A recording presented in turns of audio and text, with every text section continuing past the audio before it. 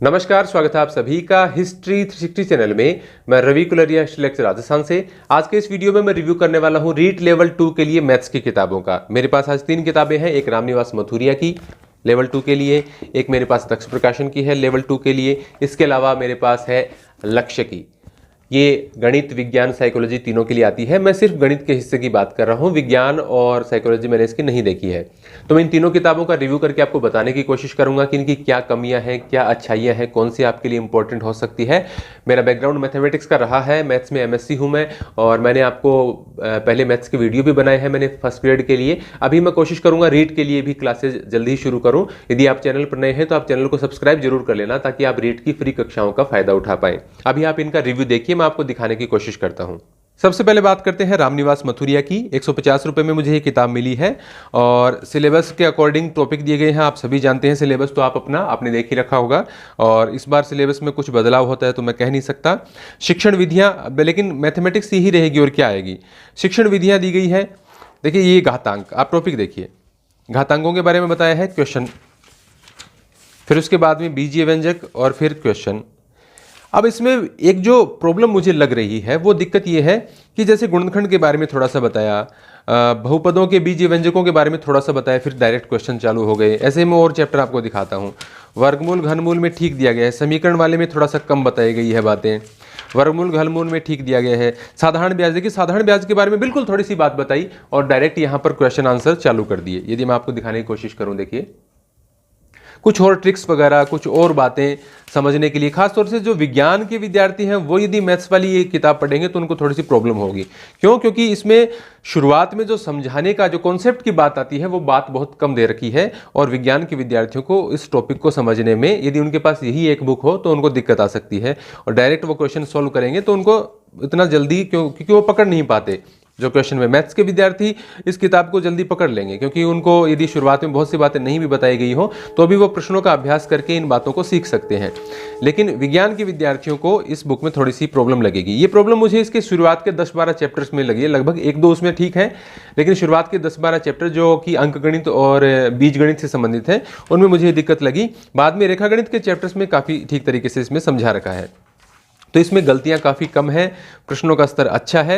लेकिन जो मुझे कुछ 8-10 चैप्टर में लगा कि शुरुआत में जो बातें हैं वो काफ़ी कम दे रखी हैं, जिससे विद्यार्थियों को समझने में थोड़ी दिक्कतों का सामना करना पड़ सकता है। तो ये रामनिवास मथुरिया की बात हो गई, और इसके कुछ टॉपिक्स आप देखना चाहें तो आप देख सकते हैं। आयतन वाले में देखिए आप, ये इस प्रकार से दे रखा है। कुछ और बातें आपको मैं दिखा देता हूँ, फिर आप कहेंगे कि ज़्यादा हमें दिखाया नहीं। देखिए ये चतुर्भुजों के प्रकार, बीज रेखागणित वाले चैप्टर्स मुझे इसके अच्छे लगे, उसमें मैटर ठीक दिया हुआ है, बाकी में थोड़ी सी मुझे कमी लगी। अब बात करता हूँ मैं दक्ष की। दक्ष की किताब ये देखिए, ये 140 रुपये में मुझे मिली है, नई आई है इनकी अभी, और इसमें 2021 का जो पेपर है वो सॉल्व करके दिया गया है। कुछ मॉडल पेपर भी दिए गए हैं, और पुराने ये देखिए 17, 15, 12, 11 के पेपर भी दिए गए हैं, और फिर इसके ये टॉपिक, ये घातांक, बीजीय व्यंजक, गुणनखंड वगैरह जो आप सभी जानते हैं। तो ये पेपर्स तो आपके देखे हुए होंगे, ये निकाल देता हूँ।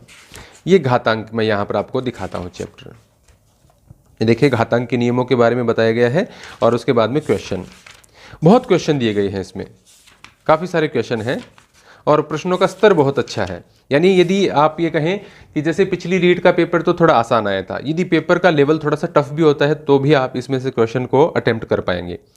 और बातों को देखिए, यहाँ बीजीय व्यंजक के बारे में बहुत बेहतर तरीके से समझा रखा है, काफ़ी अच्छा लगा मुझे इसका ये समझाना। इसके बाद में आपको और दिखाऊँ मैं, ये देखिए गुणनखंड के बारे में आप देखेंगे, गुणनखंड के बारे में उससे देखिए थोड़ा सा आपको एक्स्ट्रा मिलेगा जो मैंने पिछली किताब दिखाई। हालांकि उसकी अच्छाई है, उस किताब की अच्छाई ये है कि उसमें गलतियां बहुत ही कम है। और इसमें देखिए समीकरण के बारे में बताया गया है, और ये यानी इसमें सीधे क्वेश्चन शुरू करने से पहले कुछ बातें थोड़ी सी अच्छे तरीके से बताई गई हैं, जिससे उस टॉपिक को समझना आसान हो जाता है। लेकिन इसमें थोड़ी सी मुझे प्रूफ रीडिंग की मामूली दिक्कत लगी। जैसे पॉइंट वगैरह तो प्रश्नों में नहीं लगे, एक घनमूल वर्गमूल में क्वेश्चन था उसमें पॉइंट नहीं लगा हुआ था। हालांकि मैं सारे क्वेश्चन तो नहीं सॉल्व कर पाया, क्योंकि इतना तो समय नहीं रहता। इतिहास की भी काफ़ी किताबें मुझे पढ़नी होती हैं रिव्यू के लिए।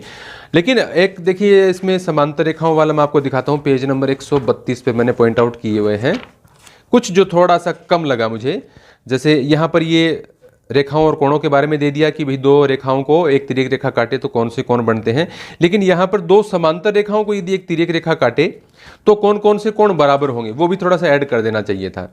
तो मेरे कहने का मतलब है इसमें बहुत अच्छा मैटर दे रखा है, लेकिन कुछ एक दो आप मान सकते हैं कहीं पर थोड़ी आपको कमी महसूस हो सकती है, तो वो आपकी कमी आपको स्कूल की किताबों से दूर करनी चाहिए। स्कूल की किताबें जरूर पढ़ें, क्वेश्चन भी उनमें से काफ़ी सारे आते हैं। ये समतली आकृतियाँ यहाँ पर दी गई हैं, और मैं आपको इसमें दिखाऊँ पॉइंट आउट करने की जो मैं कोशिश कर रहा था, पेज नंबर 105 पर देखिए, ये आवर्ती दशमलव भिन्न को साधारण भिन्न में बदलना, इसमें ये थोड़ा सा टफ लगा मुझे, इसको थोड़ा सिंप्लीफाई करके और बेहतर तरीके से बताया जा सकता था। इसके अलावा एक जो लंबाई वाला सूत्र भी दे रखा था वो भी इसमें एक जगह गलत, यानी प्रूफ रीडिंग थोड़ी सी हल्की है। पेज नंबर 157 पर देखिए, ये यदि किसी के पास किताब है तो इसको ठीक कर लेना। आयत का क्षेत्रफल a और परिमाप p हो तो ये जो आयत की लंबाई का सूत्र दे रखा है इसमें p/a की जगह p/4 कर लेना। तो ये आप कह सकते हैं प्रिंटिंग मिस्टेक मान सकते हैं, इनको कुछ भी मान सकते हैं, लेकिन इसमें पहले जो सूत्र वगैरह दिए गए हैं बहुत बेहतर दिए गए हैं, प्रश्नों का स्तर बहुत है, प्रश्नों की संख्या बहुत है, ओवरऑल एक बहुत अच्छी किताब है ये। थोड़ी सी आपको गलतियों की ध्यान में रखनी है। तो ये एक दक्ष यदि कोई विद्यार्थी पढ़ रहा है तो उसको ज़्यादा चिंता करने की आवश्यकता नहीं है, दक्ष आप पढ़ सकते हैं, चाहे आप साइंस के हों चाहे आप मैथ्स के हों। अब मैं दिखाता हूँ आपको लक्ष्य वाली किताब।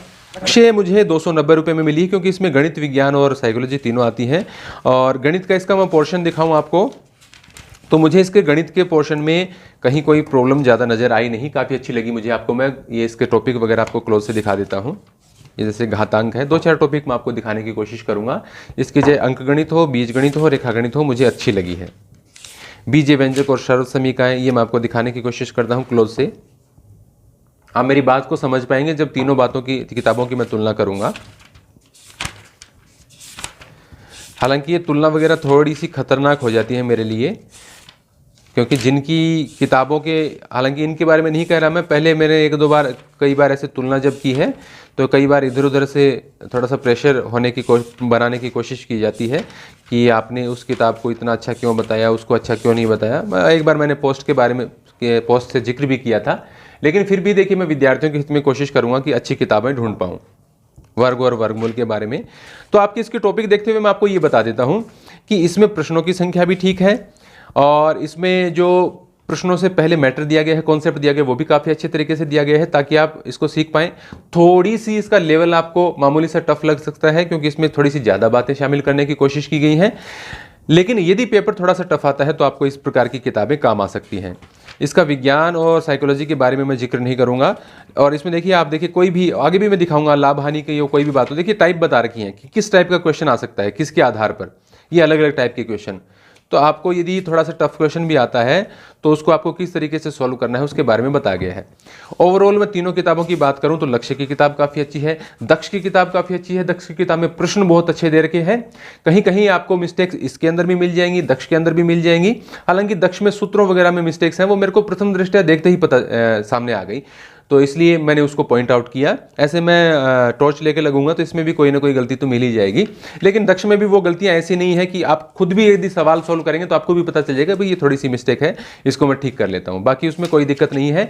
तो या तो आप लक्ष्य की इस किताब से पढ़ सकते हैं, लेकिन दिक्कत यह है कि थोड़ी महंगी है क्योंकि इसमें विज्ञान और साइकोलॉजी भी है। अब विज्ञान साइकोलॉजी तो मैं फिर भी देख कर बता दूंगा, हालांकि मैं पढ़ नहीं पाया अभी तक, लेकिन विज्ञान के बारे में मुझे ज़्यादा आइडिया नहीं हो पाता कि भाई अच्छी है कि नहीं, क्योंकि मैथमेटिक्स का तो मेरा बैकग्राउंड रहा है। एसएस के बारे में मैं पढ़ाता रहता हूं तो एसएस के बारे में बता सकता हूं, लेकिन बाकी जो लैंग्वेज की बात है या विज्ञान की बात है, इन सब्जेक्ट के बारे में मुझे पता नहीं चलता। तो दक्ष में प्रैक्टिस के लिए बहुत अच्छे प्रश्न दिए गए हैं, उसके पहले का मैटर भी काफ़ी अच्छा दिया गया है। तो यदि आप दक्ष पढ़ रहे हैं तो आपको कोई दिक्कत की बात नहीं है, यदि आप लक्ष्य पढ़ रहे हैं तो आपको कोई दिक्कत की बात नहीं है। और इन दोनों किताबों में से यदि दोनों किताबों से आप प्रैक्टिस करना चाहें तो बहुत अच्छी बात है, यदि आपके पास समय है तो। नहीं तो आप किसी एक किताब के साथ प्रैक्टिस लेना चाहें तो आप दक्ष या लक्ष्य के साथ जा सकते हैं। अब इन तीनों के अलावा भी मार्केट में कोई बहुत अच्छी किताब आती हो जो आपकी नज़र में हो तो आप मुझे वो बता सकते हैं, मैं उसका रिव्यू जरूर करूंगा और उसके बारे में आपको बताऊंगा। यदि आपको ये वीडियो अच्छा लगा है तो आप इसको लाइक ज़रूर करें, कमेंट जरूर करें और हमारे चैनल को सब्सक्राइब कर लें। धन्यवाद।